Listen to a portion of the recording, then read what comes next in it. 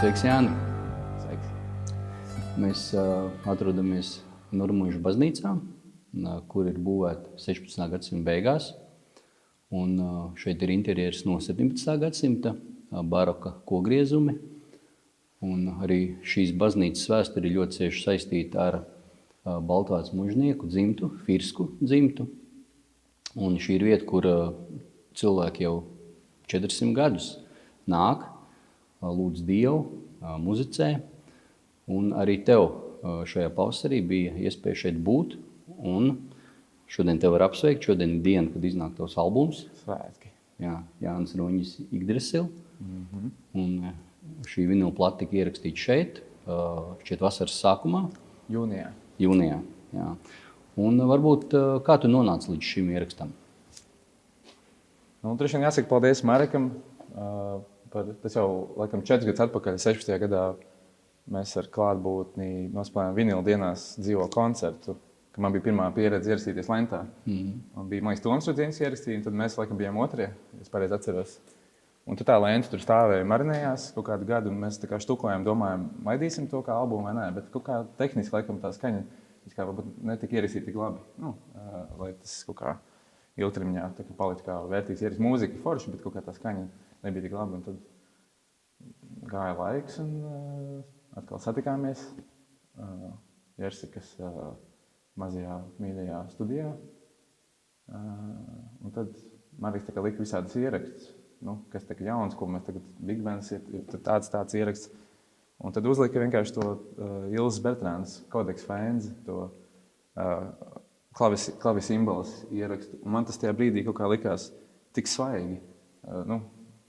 Vissvaigāk no tā džeza eksperimentu kopsumas. Kaut kā tā ir veca, senlaicīga, 14. 15. gadsimta mūzika, bet tas kaut kā manai ausī likās kaut kas tik svaigs. Uz visu tā fona, tā akustika arī.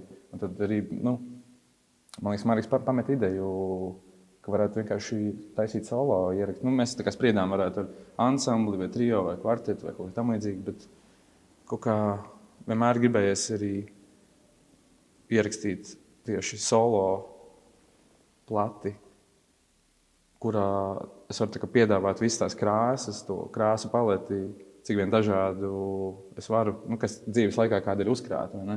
Jo viens no bērnības sapņiem bija ierakstīt lielās baznīcas ērģeles. Bērnībā es sapņoju, kā vispār pie tādām tikt. Man likās neiespējamā misija, kā agrāk, kad cilvēks speciāli mācās tur augstskolās, universitātēs, konservatorijās ērģelniecību.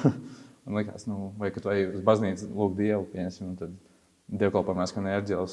Ir dažādas asociācijas ar ērģeļu mūziku. Un tad kaut kā tas brīdis, ka es biju bišķiņi pieskāries tur ērģelēm, paspēlējis dažādās vietās, bet to ierakstīt tiešām ar labu skaņu un tādu kupumu, un tā ir tāda ļoti jaudīga sajūta. Vienkārši vispār tā darīt. Un tad kaut kā, nezinu, dabīgi tas viss notika. Kaut kā, laikam. Bet no vienas puses šis ir solo ieraksts, bet no otras puses pat baznīcas telpa arī ļoti būtiski šajā ierakstā ir. Jo arī šī baznīca patiešām tāda spēka vieta, jo pat tad, kad mēs braucām uz šejienu, mēs redzam jau tornis kā tāda bulta debesīs, un arī viss šis te interjers, viss šī te 400 gadus senā vēsture. Vai tu jūti telpu ierakstā, un vai tas varētu pateikt ir tāds savai duets ar šo baznīcas telpu? Cik tas bija svarīgi tavā ierakstā? Viennozīmīgi, tā kā jebkura telpa, kurā tu atrodies, ietekmē tavas domas, sajūtas un arī muzicēšanu. Bet kaut kā arī paveicās, pirmkārt jau gribās pateikt paldies arī komandai. Mums sanāk tāda 5 cilvēku maza operatīva komanda. Oskars Upinējs, kas atnāca safotografēt, safilmēt. Tad Mareks kā producents, Mārtiņš Krastiņš, labs skaņu inženieris, kas saprot gan analogo ierakstu procesu un digitālo, ar kuru mēs jau strādājam pie ļoti daudziem dažādiem projektiem, gan filmu mūziku un tā tālāk. Kaspars Putriņš, kuram var pateikt paldies par to klavi simbolu, jo viņš viņus ar savām rokām darina un tā pēc senlaicīgām skicēm. Un viņš bija atbildīgs arī kā tehniskais inženieris, un viņš skaņoja tās ērģeles, skaņoja to klavi simbolu, tehniski tos raudus apkopa. Un es no viņa ļoti daudz iemācījos tādas lietas, no iekšienes atvērt vaļā tam ērģelēm skafandriņu, novilkt un paskatīties, kas tam lācītnim vēderā un kā tā stabils skaņo, kas tur vispār noteikti ļoti interesanti. Nu tā, jā. Un visi, piemēram, albumā saucamā reverbizācija, ko mēs arī jau runājot dzirdam, kad ir, tas viss ir dabīgs. Visi ir kaut kāds spēlē ģitāru un tur parādās kaut kāds saucamais drives pēdiņās. Tas ir dabīgs, tas ir telpas drives. Ja nav teikt, izmantot kaut kādi drive pedāļi vai distortion vai tam līdzīgi. Tā. Es atbildēju jautājumu. Par ko ir šis albums, jo arī nosaukums Yggdrasil? Tas ir tāds, es saku, skumjš personīgs stāsts. Bija man tuvs draugs Matīs Runtulis, kas traģiskā veidā aizgāja bojā maijā. Viņš izdarīja pašnāvību tā kā kokā. Un tas kaut kur bija ļoti skumjs bēres, un tur bija arī jāpiedalās un jāspēlē. Un tas viss kaut kur, mēs to ierakstu veicām burtiski, nezinu, kaut mēnesi pēc tam. Un tas kaut kur tās sajūtas, kaut kur vēl pakausī bija. Grūti sagramot saprast, kas tad īsti noticis, jauns cilvēks un tā. Un viņam šī mitoloģija Yggdrasil jau interesēja sen īstenībā. Viņš bija iedzinājies par šo pasaules dzīvības koku. Un vienkārši tas viņa, ko es arī albumu aizmugurē esmu uzrakstījis, tas mazais veltījums netiešā veidā ir veltījums arī viņam, jo viņa tā kā, kaps, tā kā viņa svētvieta ir tas osis, ir šis koks, tas Yggdrasils. Un nebija vairāk jautājumu par to, jo arī uz plats vāka ir bilde, kur mēs bildējām dronu mežā, tādā vietā, Pūzes tīkla saucās, un tur arī bija Latvijā liels notikums pirms 2 gadiem izdega ļoti liels meža platības. Tāds reizi, Latvijas valsts meža teica, reizi 20 gados noteikti. Tā, ka visi televīzija tur brauc un helikopteri tur lido. Tas tāds reizi 20 gados noteikti tāda mēroga ugunsgrēks, un tā kā bija ļoti interesantā fotosesija ar Jānu Braunu, kur var redzēt, kā tā daba atdzīvojās pēc to 2 gadu posma. Un tie koki līdz pusē ir melni, bet kas bija interesanti ar to putnu lidojumu, tā kā, skatu no augšas, tie koki ir pilnīgi dabīgi balti. Tā kā, tādi, kā jūs to vākat, tie koki tādi no augšas izskatās, ko no lejas nevarēja redzēt, iedomāties, ka tā ir. Tas kaut kā viss tā savilkās, tas koks, un šeit tas koks, un viss dabīgi ļoti. Man nebija šaubu un jautājumu, tas albums saucās Yggdrasil. Un kaut kādas, par ko man lielākais prieks ir priekš sevis tāda mazā, priekš manis tāda inovācija ir Pixel skaņdarbs. 2 daļas, kur es taisu tā kā ģitāras, saucamās loop efekts, un paralēli tā kā ar Fender Rhodes un klavis simbolu spēlēju vienlaicīgi improvizētas melodijas. Tā kā, un tādu kombo es neesmu pats dzirdējis. Tā kā, vienkārši pasaulē, varbūt kāds tā dara, bet man liekas, tas tā kā, tieši tādā veidā, vienkārši tas nav tādas kombinācijas bijušas. Tāpēc man tāds prieks kaut kā sanāca tā dabiski pie tā nonākt. Tāpat kā nejaušības pēc mēs atradām nejauši aiz altāra vecas Vurlicer ērģeles. Ka viņas te ir, viņas nelēt, un mēs tā kā viņas bišķiņi apkopām un arī izdomājām, vienkārši iet ar to albumā. Un tā tās jauna kompozīcija. Jo viss, 90% skices, kas bija galvā, ko es nāku šeit un darīšu, jo nedēļu pirms tam atbraucām šeit izpētīt tālus, paspēlēt ģitāras, secināt, ka te ir +9 grādi. Viss ieraksta dienās, visas tās skices, sapratu, ka viņas pazuda, jo sapratu, ka tā telpa tieši prasīja par to telpu, liek spēlēt citādāk mūziku. Un principā visas dziesmas radās tā kā vairāk un mazāk, izņemot vienu balādi no nulles. Šeit telpā arī radās. Jā. Tā arī tā telpa nospēlē to lomu šajā ierakstā. Liela daļa ir improvizācija, bet kur ir balstīta uz tām skicēm, kas ir īstenībā vairāk un mazāk izveidotas šeit uz vietas esot. Tā. Bet tā struktūra, jo pirmais skaņdarbs ir ar ērģelēm, šīm te unikālajām 19. gadsimta ērģelēm, Hermaņu veidotajām. Un tālāk, ja tu izmanto ģitāru, tādas atkārtojumus, ir tāda sajūta arī, tu ik pa brīdim atgriezies pie atpakaļ. Tāds minimālisms, tāda atkārtojumi. Viss caur albumam, tas ir apzināti? Jā. man arī kā klausītājiem patīk kaut kā, daļēji es varēju bijis melomāns, klausies visdažādāko žanru un izpildījis mūziku. Un kaut kā šajā posmā, šajā brīdī, šajā vecumā man patīk mazāk. Mazāk ir vairāk. Mazāk skaņu, jā, mazāk ir vairāk. Iespējams, kaut kā tā. Bet arī otrs ir tas, ka es neesmu, teiksim, virtuos, varbūt nevienu no šiem instrumentiem.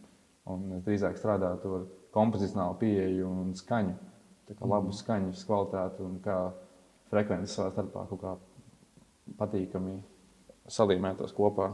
Lai tā kā, grūti to paskaidrot. Tā mūzika viņa nāk ārā tāda, kāda viņa nāk. Un ja tev tā jāpanalizē, tad tas, man liekas, būtu sarežģītāk.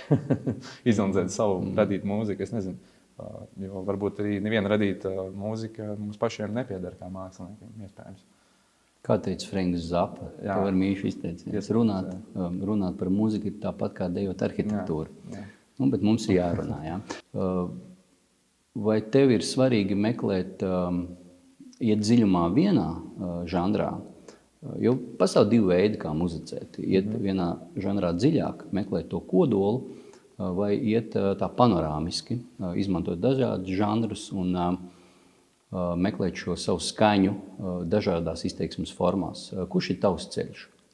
Visi nosauktie. Tāpēc, ka kaut kādu brīdi, kad es vairāk biju saistīts mūziķis, tad tas visu laiku bijis paralēli. Nācās jau, es gribu viņam vēl bossa novu, tad, protams, ka veltīšu laiku, lai viņu saprastu labāk, iedziļinātos un saprast, kā viņi jāizpild. Arī savā ziņā autentiski bišķi, līdzīgi kā varat salīdzināt ar virtuvi ar ēdieniem.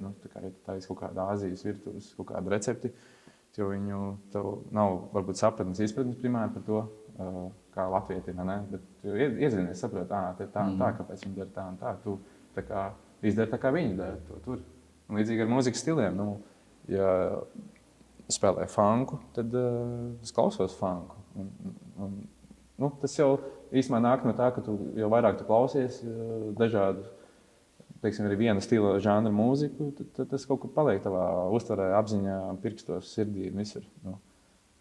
Bet tas visu laiku ir bijis miksēt. Jā, šis albums drīzāk ir mēģinājums iziet ārā no tiem stiliem. Par to vispār nav doma kādā stilā es spēlēšu. Vienkārši kaut kāda jaunradīta mūzika, kurā var just kaut kādas ietekmes, dažiem no visu kaut kā. Tā ir laikmetīga mūzika, kuru, nezinu. Bet nav bīstamība izkaisīties. Kādēļ es to jautāju par šiem diviem ceļiem? Jo tas pirmais ceļš, pianists Glens Goulds, viņš dzīves nogalē veltīja visu uzmanību Baha mūzikai, precīzi Goldberga variācijām un strādāja pie šī skaņdarba, fokusējās gaida dziļumā un sasniedza radošas virsotnes.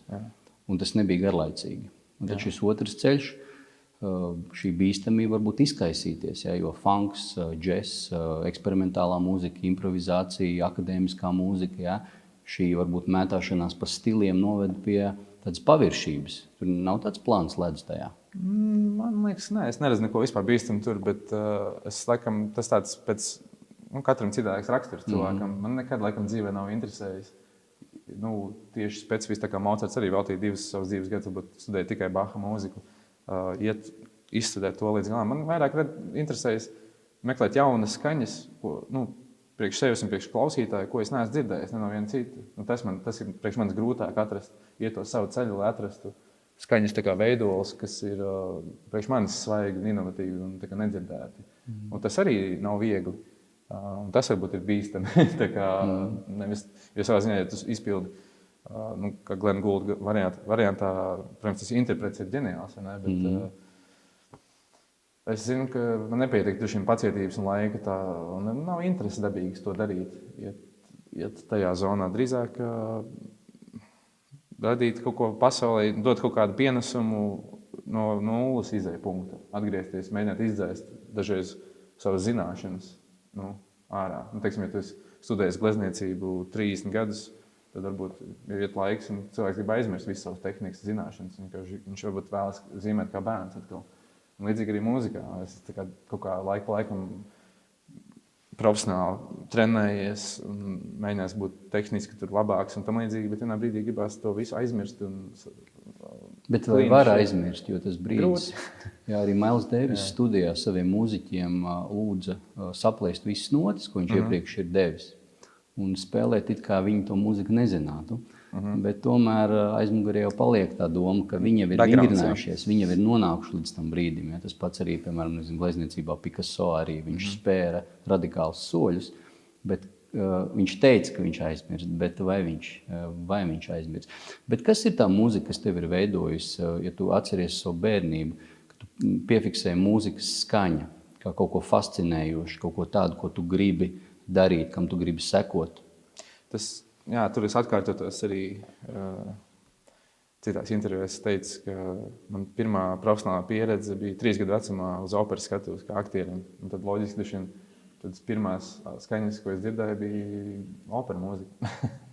Un tad tēvs arī bija izbijis tā kā roka ģitārists. Man bija vairāk, man bija kaut 5 vai 6 gadi, man bija skaidrs, ka es kļūšu par mākslinieku, tā kā vai gleznotāju vai mūziķu. Es nezināju tieši par ko konkrēti. Bet tā es to atceros. Bet tev ir kāds ieraksts atmiņā? Nē. Tas nāca vēlāk, tā kā, kad es stabili atceros, tur 10, 12 gadi, kad Pink Floyd norāva jumtu Dark Side of the Moon albums, teiksim. Kad tā kā, man liekas, kā var tā, kā būt tāda skaņa un tādas dziesmas, tā kā tas man iedvesmoja ļoti. Es spēlēju klarneti, akadēmisko, tur Saint-Saëns, tur visi komponisti,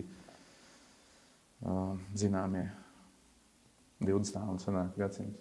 Akadēmiskā mūzika, principā, bet arī paralēli, man dzimtā ir 2 profesionāli mūziķi, un tā brālis ir bundznieks, kas spēlē roku atkal. Tas visu laiku bērnībā bija paralēli, tā kā akadēmiskās mūzikas balans un roka mūzika. Un viss tas blues un džefs, tas nāca 11 gados, tā kā vēlāk. Viss šīs ietekmes.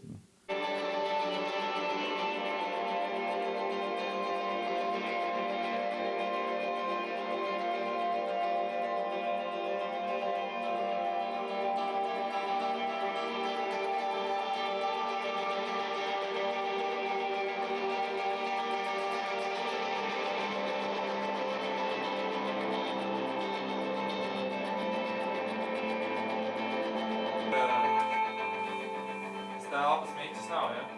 Bišķiņ ir, bet Vajag vairāk. tu beigās dzirdēsi te visu. Tu mainīji to, ja? To pēc tam.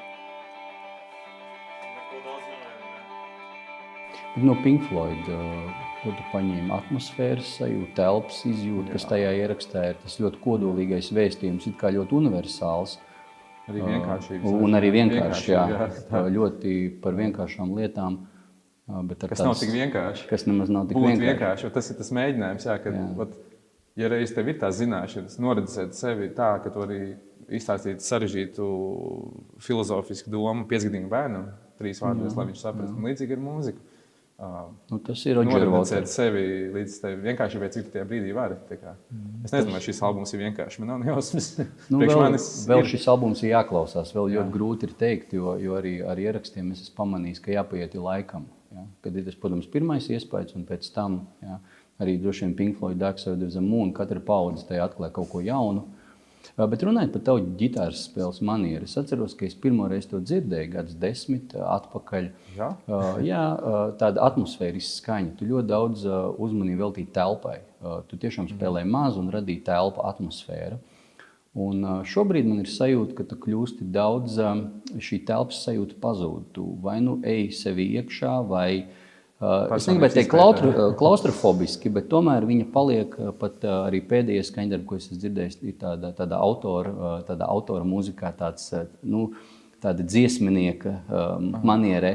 Tīri ģitāras skaņa, viņa kļūst daudz introvertāk uz iekšu. Ja? Šī telpas un atmosfēras sajūta ir pazudusi. Tu pats to esi jūtis, vai tas varbūt ir tāds mans novērojums? Man liekas, viņa nekur nav pazudusi, vienkārši šajos albumos. Viņa nav, ja tu pieminēji, Jāņa Ruņģa klātbūtnē, kā koncerts, drīz būs otrais studijas albums nāks ārā, kas ir mana tā dziesniece, kā singer-songwriter, kur es mēģinu dziedāt, spēlēt dažādas arī instrumentus un vairāk arī darboties kā mūzikas kā producents un aranžētājs. Tur daudz arī viesi iesaistīt. Bet, teiksim, es spēlēju eksperimentāls mūzikas koncertu solo, tad es dodu to telpu. Labi, īstenībā, ka tu pieminēji, tur man jāpiemina arī draugi no Game Changer Audio, kur daļai palīdzēja līdzi izveidot tā kā pluspedāli, tādu saucamo, kas tāds klavieru pedāls, sustain pedāls, kas bija diezgan liela inovācija tehnoloģiski ģitāru efektu pasaulē. Bet tā domāšu, es jau pirms tam darīju tā Ilja Krūmiņa idejas un tam līdzīgi. Bet pirms tā visa es līdzīgu efektu mēģināju darīt, teiksim, ar volumu un delay pedāli. Tas varbūt nāk no tā laika, kad es tiešām spēlēju klarneti, kad es pūtējis. Tu esi saksofonists, tu zini, ka tu vari ar sustain spēlēt, teiksim, vienu skaņu. Vienkārši, un šajā akustikā vispār skaisti tas būtu. Bet uz ģitāras, zin kā, tā nevar. Tas susteins, tā ilgskanība, tik cik viņi ir, tur parauj stīgu. Viņi noskan, jā. Viena citai īsāk laika, citai garāk. Bet panākt to veidu, kā var izdarīt tā, ka tā ģitāra arī sāk dziedāt vairāk ar to ilgskanību. Paņem garu noti, un tu vienkārši šajā gadījumā nospiežot to pedāli, viņš arī skanēt mūžīgi. Vienkārši tā kā mākonis lejers tam visam pāri. Un tas kaut kā tā domāšana dažiem nāca no tās pieredzes, tā kā spēlēties klarneti. Kā lai es ģitāras var imitēt līdzīgi to skaņu, dot tā kā reiz par to telpu. Tad tas bija tāds, viņš nav mūžīgi garš arī, bet viņš ir tāds, vismaz ar delay, teiksim, tu vari efektu pataisīt viņu ilgskanīgi tādu. Vienkārši taisīt krāsas, likt tādas tā kā slānīšus ar skaņām. Jā. Man liekas, ka tas... Jā, tiešām no citas skatu punkta tas skaties, jā, no tās mūzikas, kas tiek parādīta. Tajā brīdī es arī klausījos, arī tagad domājot par tevi pēdējās dienas, arī klausoties jaunu albumu, es paklausījos arī kādus vecos ierakstus un radās tāda sajūta, bet arī var paiet laiks un arī es esmu pamanījis, ka viens un tas pats skaņdarbs dažādos laika posmos skan, jā, savādāk. Kas ir tev vecākie brāļi Latvijā mūzikā, kuriem tu vari teikt paldies? Primāri dušien tēvs un onkulis, tēva brālis dušien. Tāds pats pirmais. Bet, un tur, domā, skolotāji? Tādi draugi tie arī var būt, kurus tu redzi, kuri ir atstājuši iespējas tev. Protams, ir lieli vārdi, pieminēt Pink Floyd, bet ir arī draugu vide, kur tu esi kopā ar viņiem spēlējis un kur pēc tam spēlē savādāk, jo tu no viņiem kaut ko paņēmi. Daudz, man es pašam tādu, es esmu jauns cilvēks, bet sajūtu, ka pus Latvijas muzicēs kopā. Man tāda sajūta mūziķiem, es domāju, dažādās vidēs. Man jau būtu pirmkārt jāsaka liels paldies tur Leonīds Buko, un bija pirms tam, diemžēl Taisēlē Vorobjevs, tāds klarnets skolotājs. Viņš iedeva reāli muzikalitāti. Iemācīja kā bērnam, jo mazs bērns, kamēr tu esi būdams, tu labāk uzsūti jebkuru lietu, ko tev kāds pieaugušies parāda. Vai ne? Un, man liekas, ka to viena lieta ir kaut kāds gēns, vai ne? Varbūt vienkārši daba tev tāda radījis, ka tu viens ir varbūt muzikālāks, otrs nav. Jo es nekad neesmu izcēlējis ar tehniku beigo vai virtuozitāti, bet es laikam strādāju ar savu muzikalitāti. Vienkārši frāzējumu. Tas ir mans trumpis droši vien. Un tas klarnetes skolotājs Leonīds, viņš to iedeva. Tā kā, palīdzēja izkopt to dārziņu vairāk. Jo ģitāru es paņēmu fiziski rokās pirmo reizi 14 gadu vecumā. Tā, kad pašmācībā. Tu klarneti spēlē vēl? Atgriezies pie viņa? Dažreiz, jā.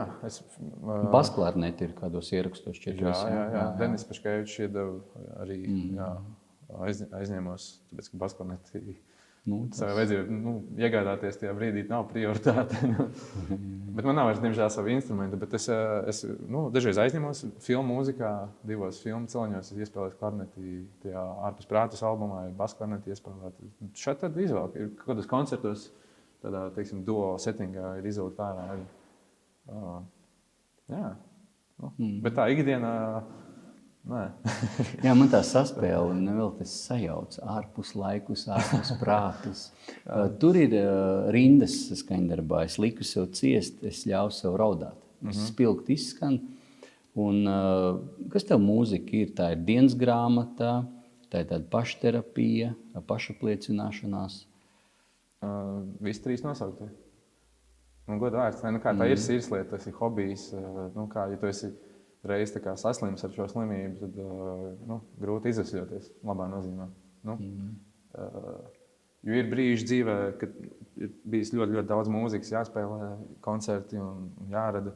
Un ir bijuši tādi brīži, varbūt pēdējos tādus gadus atpakaļ, ka vispār, es nevaru paklausīties mūzikas, nevaru beigt tā spēlēt. Un vienkārši attālpu, vajag klusumu, vajag mieru, lai atkal tā kā Fēniks iznāk no pelniem ārā. Tā kā kaut kā pār, tu nevari visu laiku, Mēls arī nespēlē 5 gadus, varbūt savu trompeti, bet es nesalīdzinu tajās kategorijā.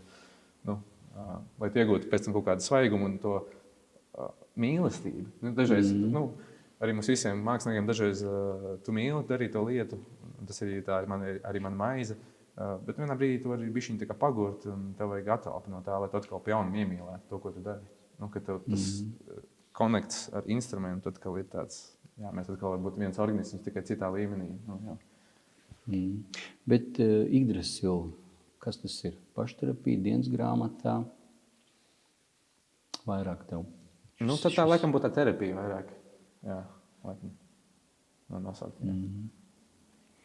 Dziesmā video Rihards Gēts veidoja. Ļoti interesants video ar manekenu.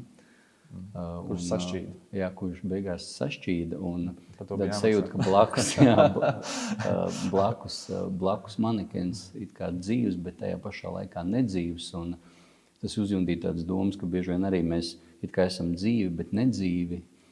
Un kas tev padara, ka tu jūties dzīvs? Kas tev šeit dod dzīvot gribu? Jo arī man šķiet šis albums, Igdris Silva, ir par dzīvot gribu. Jā. Par šo lielo jautājumu, kas un kādēļ pazūd dzīvot griba cilvēkā? Tieši šie pēdējā laika darbi, tā jaunrada man dod dzīvot gribu. Un man bērni, protams, 2 bērni. Tā kā, ja nebūtu bērni, droši vien tad diezgan kā būtu dzīvē bijis. Droši vien kaut kādām depresijām cīnoties. Jā, manekeni, jā. Nē, tā viss tas ir, jā, tā kā manekens. Nē, man bija tāda asociācija. Es domāju, iespējams, ka Rihards vai tu tajā klipā ielika kaut ko citu, bet es tā nolasīju. Viņa asociācijas, bet pareizi. Tad tur Evijs Veibers saspēlē manekeni, jā. Tas ir, zin kā, ļoti, mēs varam izplūst. Nē, es arī pajautāju tādēļ par to dzīvot gribu. Un to arī es gribu dzīvot, jā. Cerams ilgi. Es novēlu jums visiem dzīvot ilgi, jā.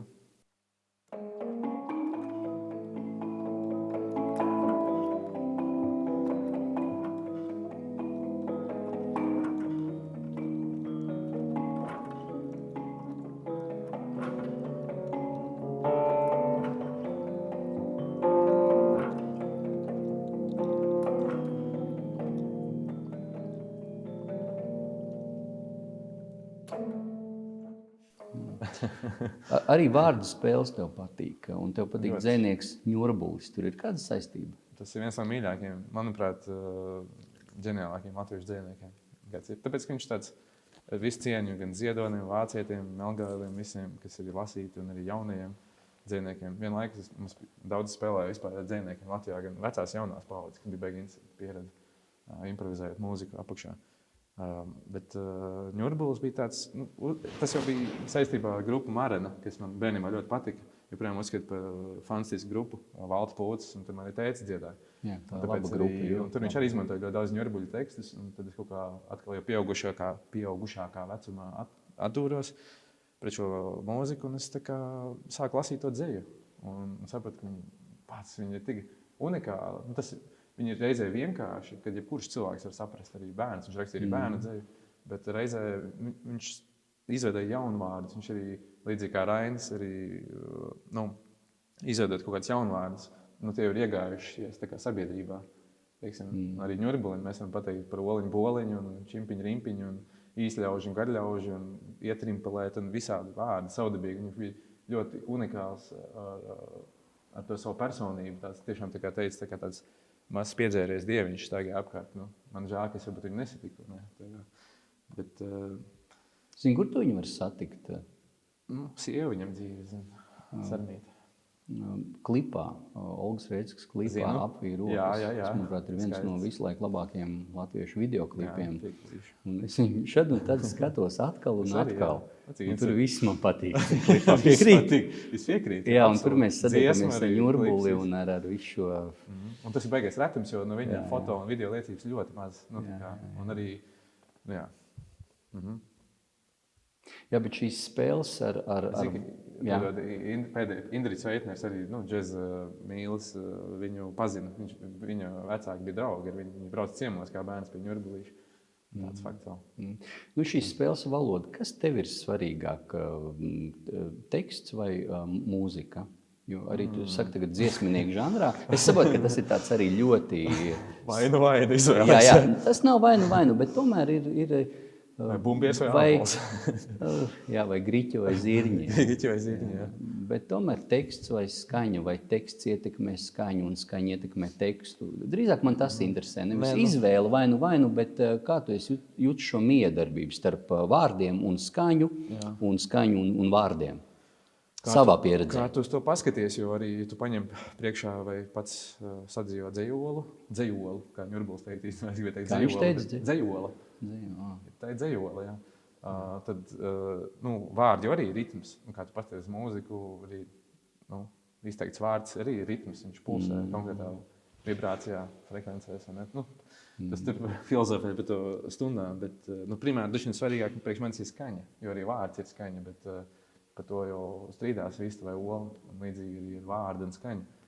Ja, teiksim, bibliski iesākumā teikt, ka ir vārds, tad... Bet vārds arī varēja būt skaņa. Skaņa jau tad varbūt bija pirms vārda, bet tas tāds uzmanīgi, jā. Jā, iesākumā bija vārds.